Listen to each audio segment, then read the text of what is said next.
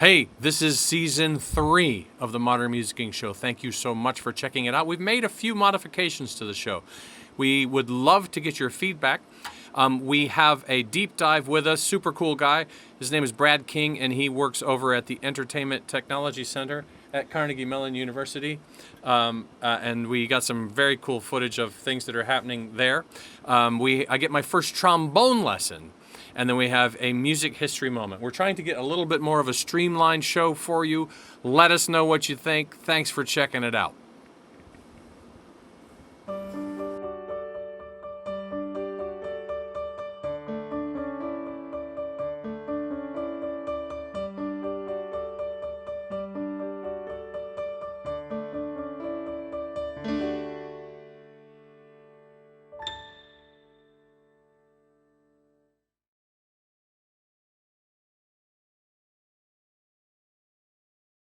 And now on today's edition of Jacob Random Holmes featuring Jacob Randall Holmes. Jacob, please play for me something scary.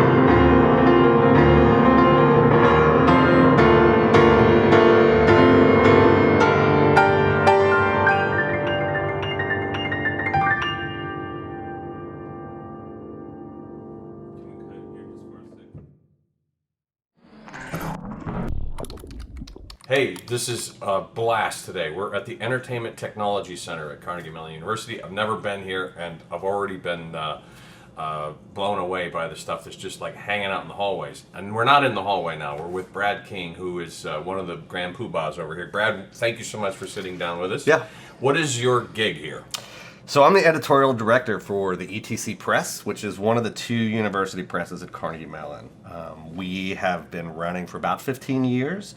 And what differentiates us from other university presses is we use lots of emerging technology and new business models to drive down the cost for production and speed up distribution. So I can get a book in the morning, somebody finishes a manuscript, and we can have it up and for sale in about a day. Holy smokes. Which is really important for things like research and academic stuff, right? Which is tied to sort of what's happening now. Mm-hmm. But more importantly for us, like we're moving away from strictly academic things and expanding into trade press, like general public stuff, and using things like metrics on the website and social media to figure out where conversations and things are happening, and then actually going out and looking for people to write pieces about what's happening now based on research, right? So using all kinds of tools at our disposal to change the way we think about what universities and publishers should be doing. How many publications come out in a given year or quarter? So we started, it's interesting because it's unlike other publishing houses that will say like, oh, here's the next 18 months. Because we're using these technologies to put things out, like it really depends on when people get things done. So when we first started, like I said, 14 or 15 years ago, we would maybe do a couple journals a year and a book here or there. My first year here, which was 2.5 years ago, we put out 25 books and journals. And it's just me. So we don't have designers, we don't have copy. Like this is me working with folks doing doing the whole process. So we've streamlined this to the point where we can really start to turn things out. I think this year we'll probably do about 18 or 19.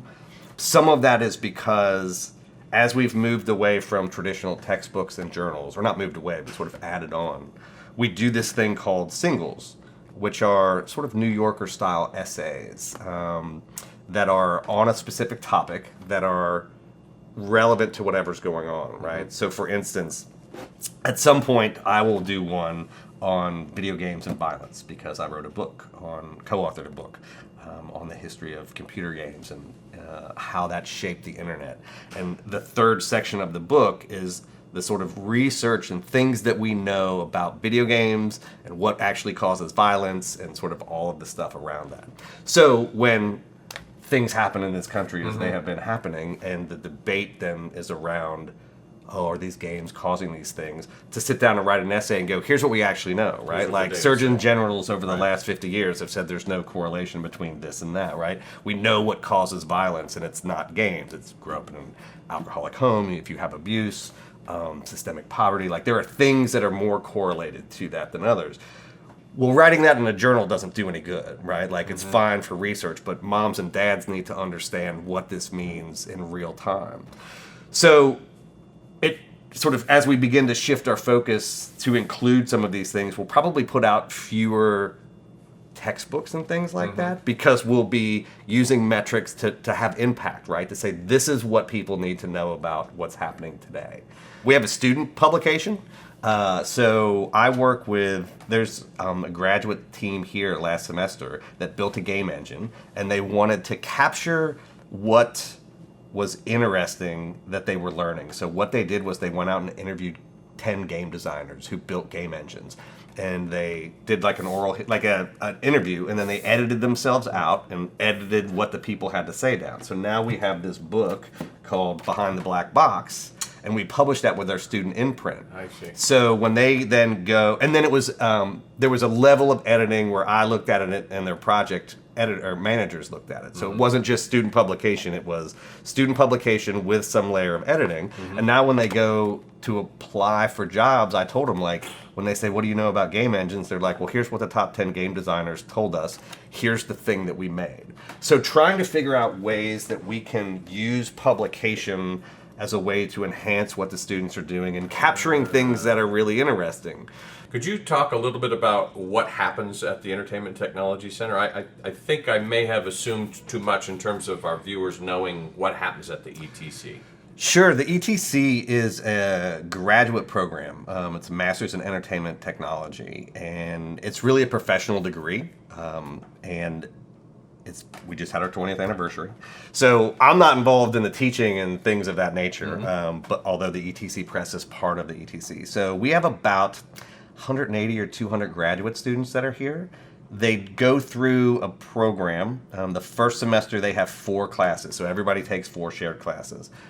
Visual storytelling, which is a semester-long learning how to basically shoot short films so that they understand how to tell a story on a screen.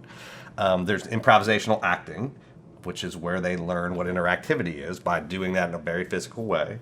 There's fundamentals, which is sort of an overview of entertainment technology. So everything from things like the Imagineers down to VR, video games, like experiential, like if you're walking through a line, how do we use technology to place make so that you're not thinking about being in line, right? And then there is Building Virtual Worlds, which is sort of it's the program that people most know about, although those 4 classes work together. And in Building Virtual Worlds, every 2 weeks they're assigned a new team and they have to build a virtual world. So we have staff artists and programmers and things here to help with that. And then in the fall festivals when we showcase the top 20 or 25 of those worlds.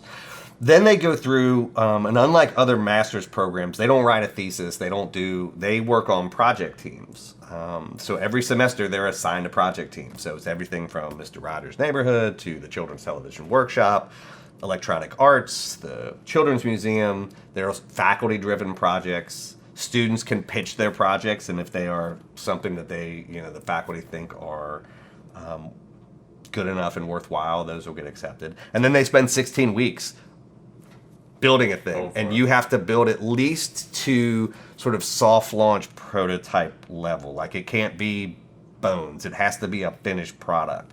And the goal is always to launch it in the real world, but 16 weeks is difficult. And then they do that 3 times, and they get a new project team, then they get a new project team. And along the way, they can take other classes and they can build things out. But really, this is sort of the first semester is this creative boot camp where you're learning screens, interactivity, building things, understanding the landscape, and then it's apply. I see. So you leave here with 3 projects that you've worked on and you can point to and say, this is what we did along the way. And students from here launch into what sorts of careers? So it's really weird because, and I only know this because I have edited I edited the self-study. Used to be video games. Like we were a primary driver into video games. And you would imagine it would be people that end up sort of managing teams. That's sort of the point here, is that it's all group driven. So they're teaching you how to like run and work in creative environments. Mm-hmm. Increasingly, things like virtual reality, 360 video, placemaking, AR. I think like Google or Facebook are now like one of the biggest hiring. I think it's Google is now hires most of our, or not most, but many of our students because they have that big AR, VR. Sure. There's some machine learning and AI stuff that people are sort of tinkering with down here because we have an HCI sort of component. We have HCI professors that are here. Interface. Yeah, human-computer interaction. Yeah, so it's really interesting. And then there's a small number that launch their own companies. And what's fascinating is that we have something like, it's like 96% job placement. Because they're practically building things, and we have these showcases, and like the staff that's in charge of outreach and things like that do an amazing job of getting people in front of our students, and they've been doing that for 20 years, and people know like there's a level of sort of excellence that comes out of that. Mm-hmm. And this formed because academics are uncomfortable with a group that doesn't put out research. So Drew started the ETC Press as a way to say, well, look, we don't do traditional research, but we have this layer on top that all these things that we're doing are actually really important to the world. So it's a Rosetta Stone kind of to academic things. Yeah, and as we've moved into more, as impact has become a thing that Carnegie Mellon has sort of started talking about more, that's why we started shifting specifically from just journals and things like that to go, how can we actually impact and be part of a larger conversation because Carnegie's built around applied knowledge, right? And so it makes sense that this press would be built around applied knowledge because the ETC is built around applied knowledge, right? We do this summer camp. It's like a coding AR, VR camp. Mm-hmm. I also think robotics feels to me like it has so many of the principles for what you need to do, right? It has user experience. It has it's problems of like, how do you make this? You have to be able to code. You have to be able to sort of figure out what the word problem is, and then figure out the code that makes that happen, and then figure out how the human experience goes with that, right? Like, so that feels to me like the thing that will be most useful in the next generation. So I would probably be like, don't talk to me, like go talk to Red Whitaker, like over in the robotics lab, and like they put stuff on Mars. That feels like an important place to think about doing things. That's awesome. Yeah. Thank you so much for your time. Welcome. Brad King, Entertainment Technology Center. This was really fascinating. Great. Thanks for your time. Thank you. So now on Lance Learns to Play, today I'm going to get to learn the cello. And not the cello. No. Okay, so this is the trombone. That is Malik. I, in full disclosure, actually know how to play the trombone. Well, he's lying. That's he doesn't debatable. Know how to play the trombone. No, he's wrong. It is, it depends on who you ask. It's a fair question. People did pay me to play the trombone for a period of time. Well, I don't know why they paid you. It's a fair question. Many are asking themselves that as we speak. So now we're going to learn over the rest of this season about the trombone. So Malik, what should we know just right out of the gate? Well, right out of the gate, you should know that the trombone is a newer part of the orchestral family. Before it was popularized as what we know now as the trombone, it was called the sackbut. Beg your pardon. That was called the what? The sackbut. The sackbut. The sackbut. Yes, and the but sackbut. No, it's not spelled but. It's just B-U-T. So, too bad. But recently, because the Italians, they really liked the trombone, and their word for the sackbut was trombone, it became known as that. So the sackbut went out of business, and the trombone became larger, became bigger because it started to be used in military bands and as voices of royalty and God in a lot of orchestras and symphonic works. And now it is an essential part of many big symphonic works, and still to this day military bands and many orchestras have plenty of trombones to go around.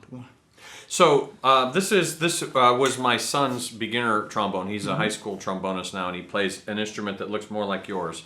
But in general, the trombones are there's a lot in common, but yours has Yes. some additional stuff. So first off, how will I assemble this fine instrument? So first what you'll do is you'll take this part and you'll put it right here. Okay. Nice. And you twist this down. It's a little sticky. You twist this down till it's nice and tight. So that doesn't move around when you go around that. And Then I you- have the mouthpiece. the mouthpiece goes Mike right Parker. here. Hey, you're welcome, Mike. Right there. Okay, good. Beautiful. So Now yours is different than mine. yes, mine has what you call a valve attachment. In this case, this is a F valve. And you'll see in a moment what the F valve does is allow you to play different notes in different places. Okay. But one of the things I first do when I form a trombone is unlock it, of course, because you don't want to play a show and you go up and it's So like, this missed your part. keeps the slide from falling Yes, out. it If I does. have it unlocked, then the slide will just sort of. yeah, just slide around. So I like to test my slide around first and see if it's nice and slick. If it does need maintenance, what I typically use is, if it needs a light maintenance, all you need is a simple trombone cream. I like to use Yamaha. Okay. Just put a couple drops on the top and the bottom and you slide it around. So you would put a couple drops up here Yeah. and a couple down here, and then just sort of work it Yeah, in. just work it a little bit. And then ideally you will also want to have a spray bottle. I don't have one, I need to get one, but you will spray it down a little bit. And you'll spray it with what? water. Water. You Yes. just sort of keep it. Just some water. Yeah, just to keep it from getting rough. Because this is how, this is how we're going to change notes. Yes, primarily. this is how we're going to change notes. So you want this to be as smooth as possible because some passages start to get a little crazy as you get future. Right? And this part is called the. This is the mouthpiece. This is the mouthpiece, and this is the. slide. And this is the horn. the bell or the, The bell, horn. the Okay, horn, the perfect. bore, whatever you want. And yours has an F attachment. Yes, an F attachment. Okay, so mouthpiece, slide, bell, Malik, F attachment, trombone.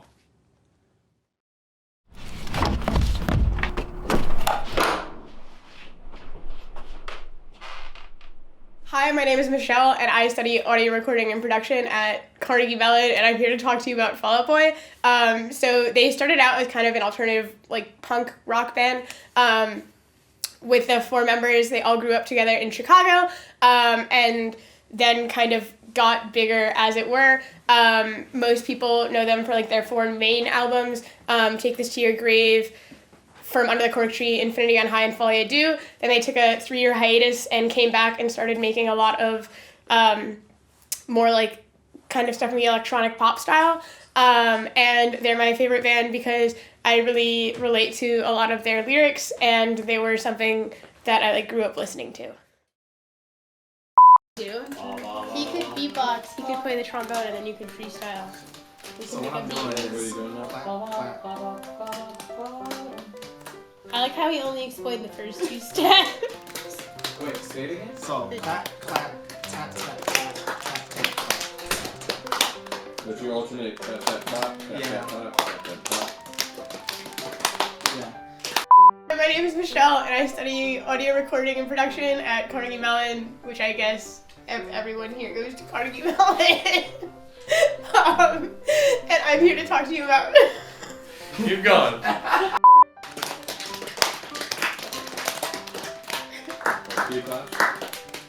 Yeah. So like 1, 2, 3.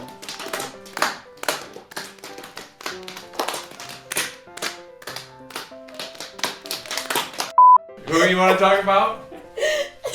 I'm here to talk to you about Fall Out Boy. They're... I don't know what they are now. They were an alternative rock.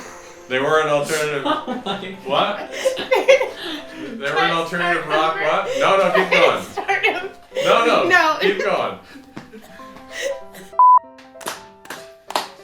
Can you speed it up?